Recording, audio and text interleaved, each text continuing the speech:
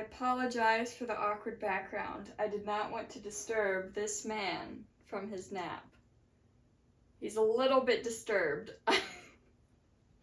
I didn't want to wake him up by messing with the pillows and everything. You know what? Let's just start the video.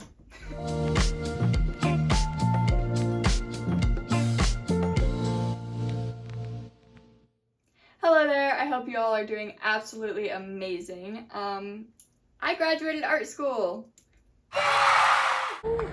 Kaia, Kaya, Coraline.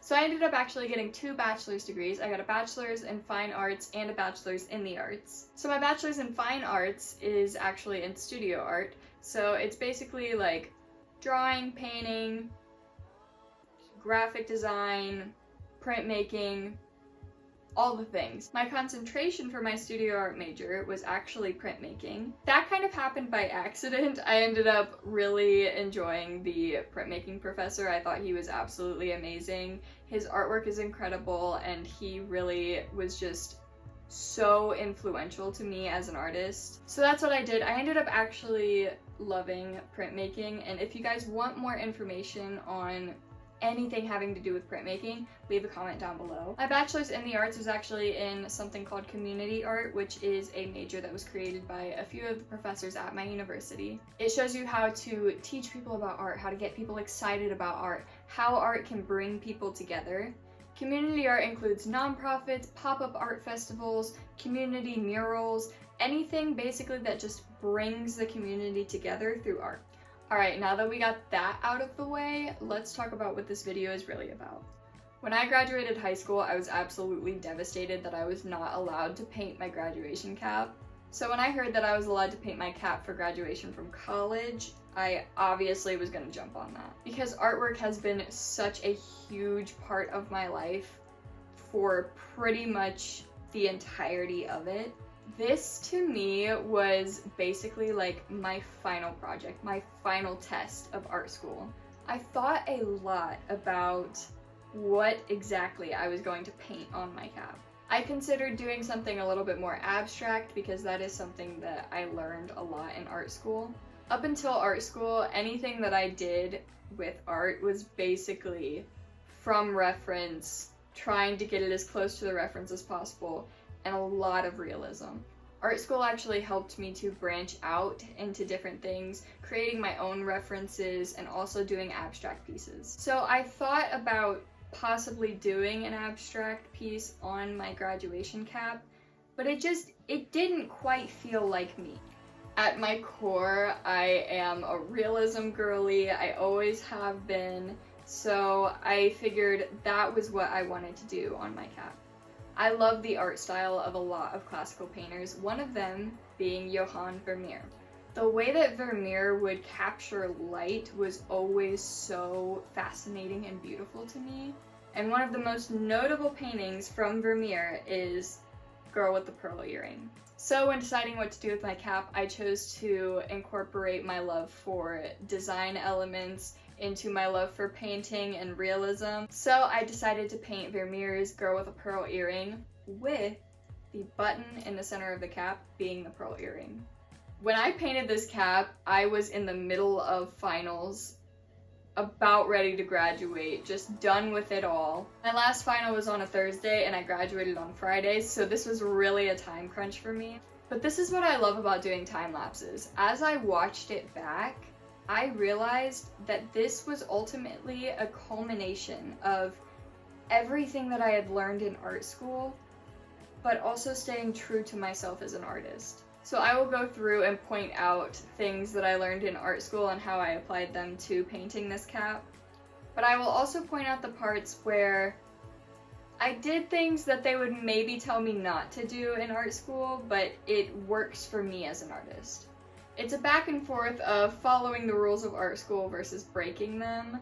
One thing that you learn as an artist is you learn the rules and then you learn how to break them and when to break them. So if any of you watching this are artists, I encourage you to learn things about art, learn different ways of doing things, but also don't let it completely take away from you as an artist. You can follow some rules and know when to break others in order to make the artwork work best for you. I did notice that through art school I learned how to be a lot more strategic with my art, whereas before I would just do things, I didn't really know why I was doing them. I didn't really know what purpose they served. And even now, whenever I'm creating a piece of artwork, sometimes I don't always know exactly why I'm making each choice, but learning the things that I did in art school helped me to approach things in a more strategic way to get the effect that I ultimately desired. And one thing that they tell you not to do in art school is not to start with the eyes. So many people start with the eyes. I personally love doing eyes. I spent like months working on this one drawing of an eye when I was younger because I wanted to absolutely master it, and ever since then I have absolutely loved doing eyes. I think that they bring so much life to the piece. So they tell you not to start with the eyes first in art school, but I'm not in art school anymore, so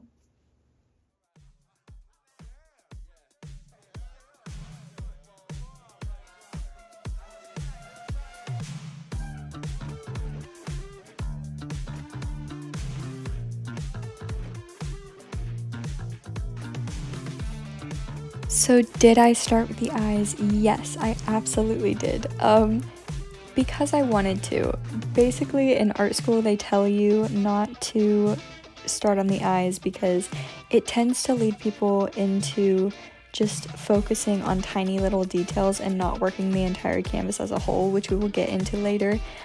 But you know what? Starting with the eyes for me, it just really helps me to see the entire piece as a whole as it comes together, and I'm able to see it in my head better, and it works out so much better for me. So I think that was really the breakthrough once I realized that I enjoy starting with the eyes for that reason. And then I was kind of able to mix together what works for me along with the principles that I learned in art school. So yes, I did start with the eyes. Sorry to all my professors, but you know what? It works for me, so.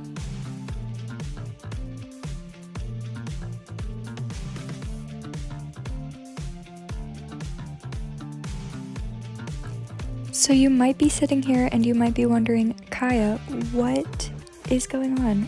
Why is your cap gray? Like, what happened? Basically, as a base, I decided to mix together a little bit of gesso, which is basically, you can think of it as a primer, essentially. It's like a really thick type of paint that just helps to prime the canvas and helps to smooth out the surface and just make it easier to paint on. It also helps to not have the material that you're painting on suck up all of the paint and make it look dull and essentially take away a lot of your work.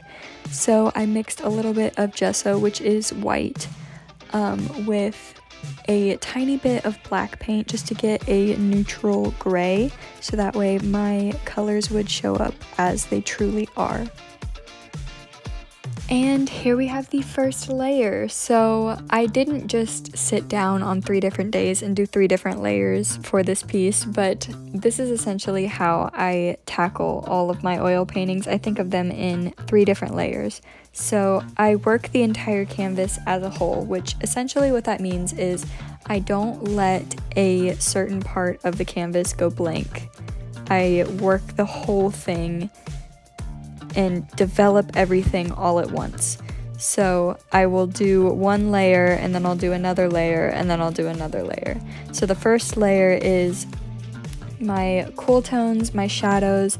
I'm really just laying out essentially a roadmap for myself of where all of the shadows and highlights will be, and I'm doing it mainly in cool tones because cool tones recede into the background and warm tones pull forward.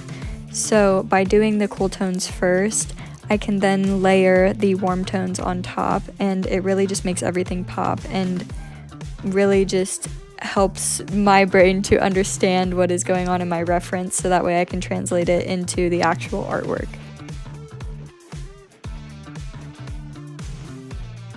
So when I'm working on a painting, especially on a portrait or something that I am really looking heavily at a reference for, I do work the entire canvas because it does help me with time management and it helps me overall. However, sometimes I'll be looking back and forth between my reference and my painting, and I will be able to pick out little differences that I notice between the two. And whenever that happens, I do hone in on certain little areas, like you see me doing with the lips right now. Essentially, I just looked at my reference and I looked back at my painting and I was like, hey, this looks a little different. I noticed the differences. Let's make it a little bit more similar. So that is just something that works for me as an artist. They wouldn't really tell you to do that in art school, but you know what? If it works for you, do it. The warm tones really just bring a portrait to life. And also with the warm tones, I try not to blend too much, because if you blend too much, it can take away from all of the beautiful tones that you put in there, because it kind of makes everything get all muddled together. And also, can we talk about how much of a difference that background made? I mean, come on. So we are getting into the third layer now. Essentially, I'm adding in a lot more of those warm tones to really just liven up the face. It was looking a little bit too cool toned, and again, I'm not blending as much because I want you to be able to see all of the different tones. And essentially, I'm just adding in finishing details and making it look as good as I could get it in the time that I had.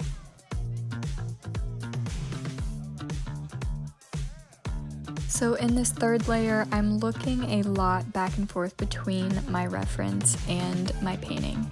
And I'm basically just picking out all of the differences that I notice and trying to tackle those one by one. The main things that I'm focusing on in this third layer are color matching, form, light, and shadow. I'm essentially trying to get these elements in my painting to look as similar to the way that they look in the reference photo as possible. And also, yes, I did use the tip of a mechanical pencil for little tiny highlights in the pearl.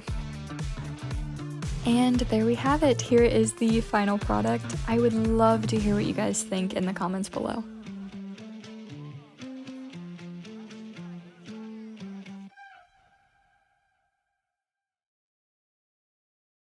Thank you guys so much for watching. I hope you enjoyed it. And if you want to know anything else about my experience in art school or anything else art related, leave a comment below. Also, I would really appreciate it if you guys could leave me a like and subscribe, and I'll be back with more art content.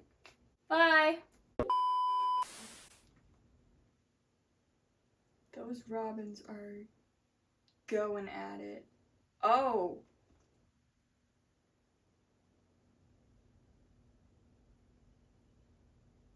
Okay. So I ended up getting 2 bachelor's degrees. This is 4. Why do I do everything with 2 hands? Okay. Hello. Ew, why is saying so... I can't even speak. Why is saying hello so weird and awkward?